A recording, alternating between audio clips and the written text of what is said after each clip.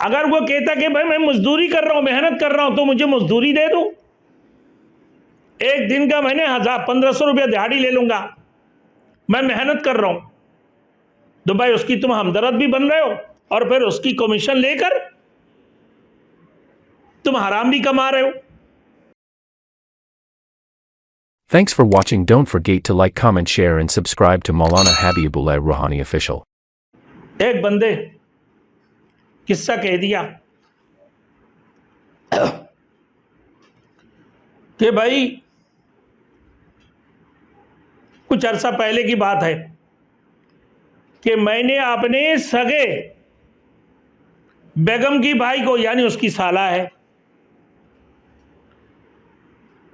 تو سامان لانے کے لیے بولا کہ فلاں جگہ سے یہ سامان لے کر آنا اور اتنی بلاک لے کر آ جانا۔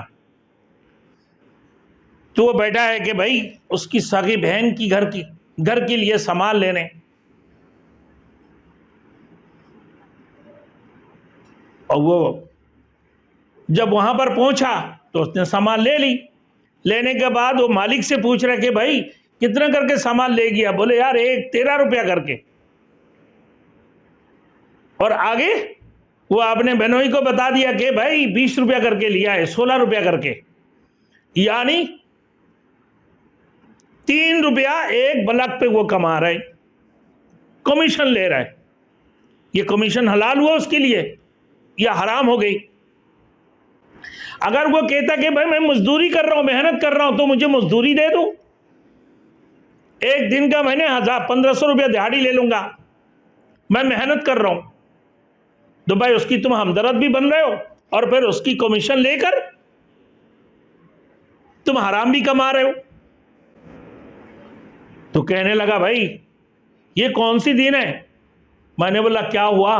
کہ مجھے تو ایسے لگ رہا ہے کہ نماز جنازہ کے لیے بھی بندے کو جنازہ کے لیے بلاتے رہو گے تو بندہ نماز جنازہ کے لیے حاضر نہیں ہوگا، وہ بھی بولے گا بھائی مجھے تنخواہ دے دو،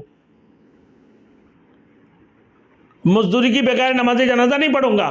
تو اس سے وقت آ گئے۔ میں نے بولا ہاں یقیناً اس میں کوئی شک نہیں ہے، قیامت سے پہلے ایسے وقت آنے والے ہیں، قیامت سے پہلے ایسے وقت آنے والے ہیں کہ نماز جنازہ پڑھنے کے لیے بغیر مزدوری کے نماز جنازہ نہیں پڑھیں گے، مزدوری کی بغیر، نفس نفسی کی عالم آنے والے۔